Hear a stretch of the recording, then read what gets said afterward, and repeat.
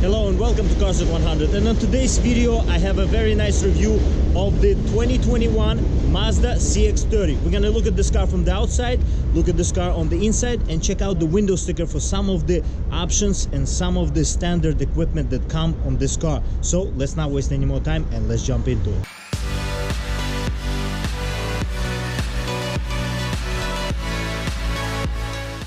Let's look at this car from the outside first. As you can see, this grille looks very similar to CX-5, CX-9 because it's the same brand and they have the same design language for the front grille. This car looks smaller in terms of the grille as well. Grille is smaller, color is smaller. It competes with the Nissan's Rogue Sport.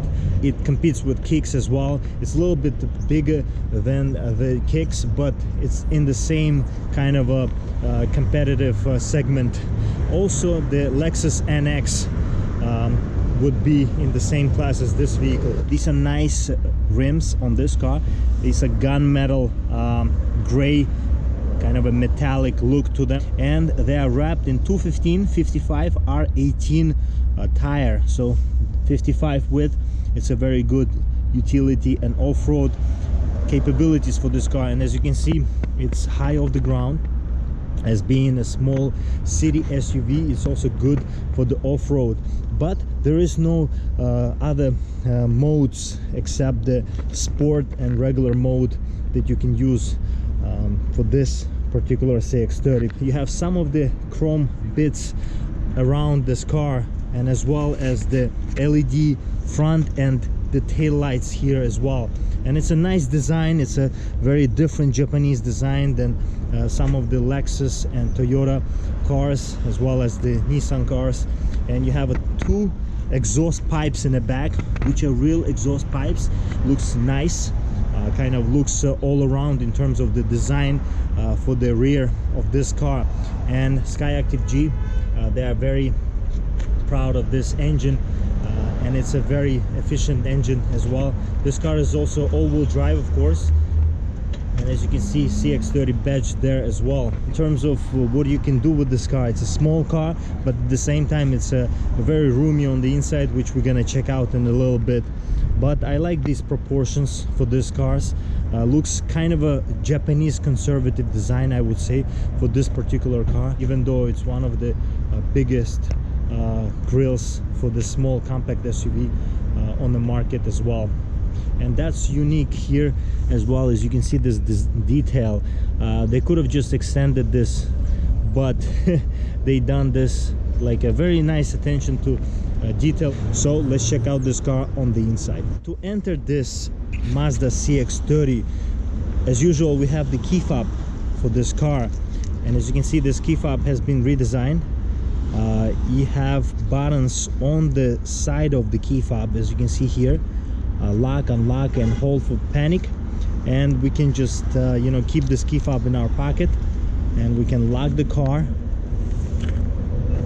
and unlock the car with the sensor behind the door opener handle. And just like this, we'll be able to enter this CX-30. In terms of the materials, nicely done. In terms of the design as well, stitching, you know, there is some gray material to break this dark materials here, and you have some options for the, you know, sound system as well for this car, but this car does not come with Bose sound system. You can option that.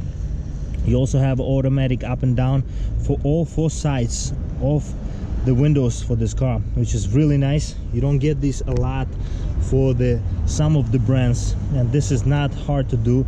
Car makers need to do this more. It's more convenient and more premium feeling.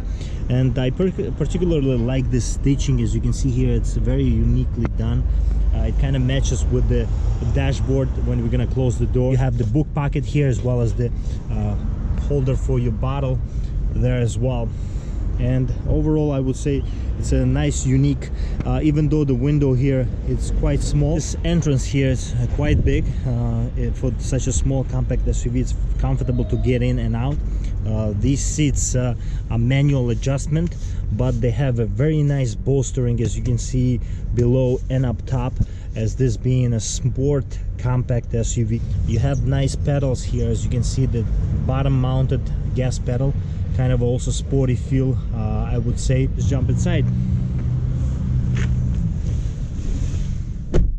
When we jump inside and close that door, very nice premium feel when you close the door. The quality is here, and I would tell you, you know, it's nothing, no corners cut in terms of the design, and it looks really unique. Stitching kind of matches, and lots of premium feeling materials. In terms of the design, there is not a lot of kind of a feel to the way this car is in terms of the specialness, but still you feel that this car was made nicely. In terms of this steering wheel, it's not flat bottom, but still you get this nice design, leather wrapped.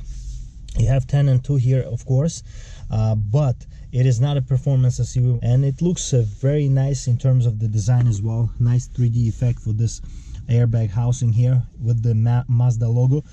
You have this kind of I guess double press, triple press, these buttons, very unique in the way they are, kind of you know, different, and at the same time very useful, very convenient for your hand. You have the cruise control buttons here on the right as well, with the adaptive cruise control that comes with this car. Foot on the brake.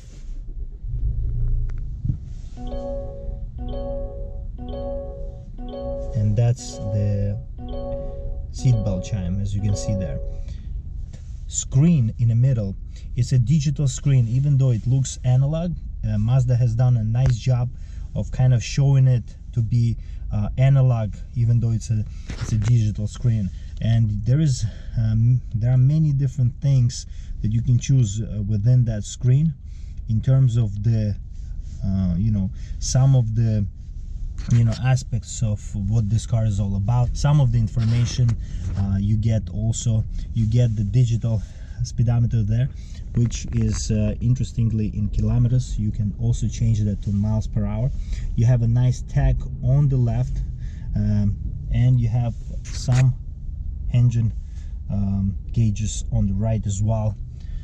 But it looks very nice with these gauges. Overall, I would say it is a premium feeling. Mazda has been doing this premium and sporty feeling Japanese design for a while now, and they have been improving a lot. This soft touch material is a very soft, I would say, on this dashboard. You have nice infotainment screen there, which is very good in terms of the inputs that you can do only through here. There are no touchscreen options for this infotainment screen, but you have some of the controls here in terms of the buttons you can use, and there are not a lot of buttons, but at the same time you have the option to manipulate this infotainment, and it's quite fast when you use this dial and press left, right, you know, up, down, and as well as the volume knob here with the seek and track buttons here as well as the to turn it on and off. So it's done everything here with the reach of your hand. It's very similar to what Alfa Romeo is doing actually in their SUVs and the sedans as well. You get the sport mode here that you can flip up, and you can go off as well. So the default mode for this car would be normal, I would assume, and the sport mode is for this car to have a little bit of an edge. You have this center minimalistic look for the climate control options, which is automatic, and it's a dual climate control, dual zone. And you know, not a lot of features here in terms of the features for the climate control. You have the small screen there as well, and there is no wireless charging. Would be nice.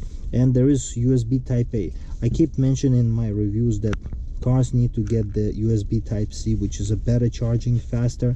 For the phones that are released year after year, the USB type C has been on the market already for 5 years. It's time for the automakers to catch up to that. And you have two cup holders here, quite big, I would assume. And you have the storage here as well. So the storage has 12-volt power outlet and USB type A once again, no type C.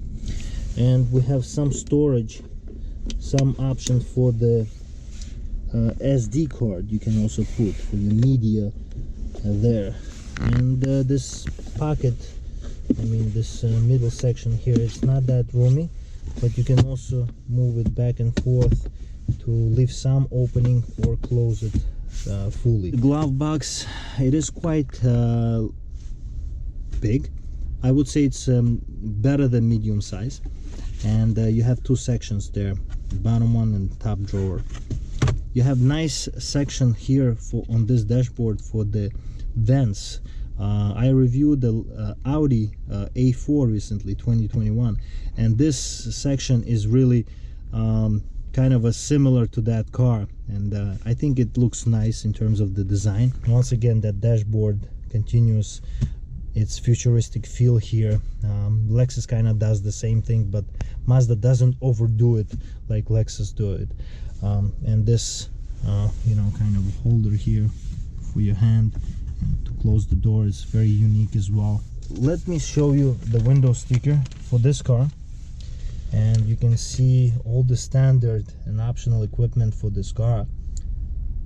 Feel free to pause the video at any second to see them.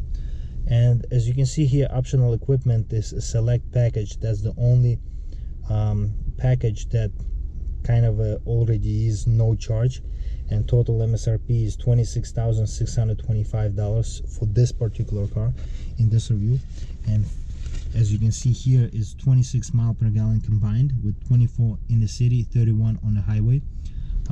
Kind of expected a little bit better, to be honest with you, but it's a still 4-cylinder engine with nice horsepower and the torque numbers. As you can see there, it's kind of a I would say class leading, or one of the best, I would say.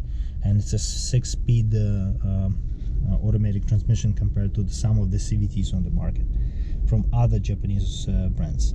And as you can see here, final assembly point for this car is Salamanca, Mexico. Let's check out the back seats. To enter the back seats, there is no keyless entry to the back seats, so as you can see, we have to unlock them manually in order to get to the back seats, or you can do it through the key fob as well. And you have the same type of materials, same soft touch here, but not soft touch here, so it's not the same as up front, unfortunately. It's kind of a, I guess, cost cutting measure here. And you have the speaker housing there as well, quite small.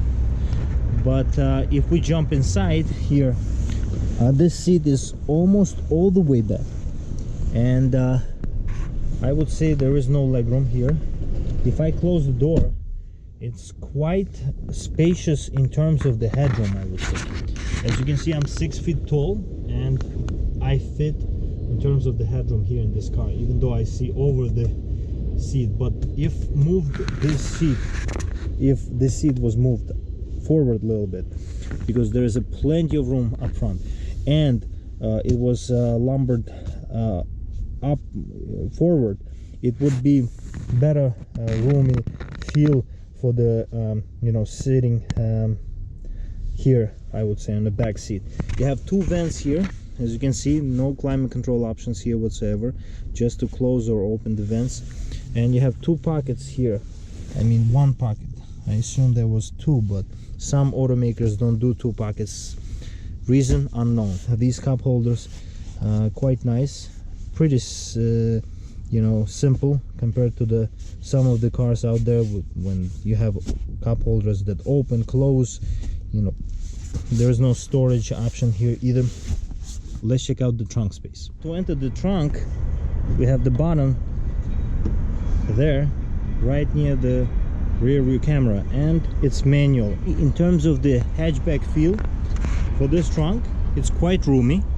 You have some I guess non-storage options except the spare tire under the floor of the trunk, and you have drop down rear seats to have more storage room.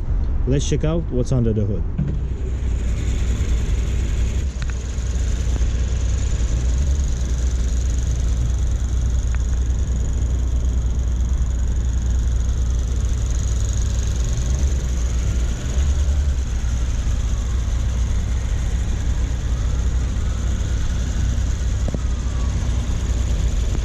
I hope you enjoyed today's review of this Mazda 2021 CX-30.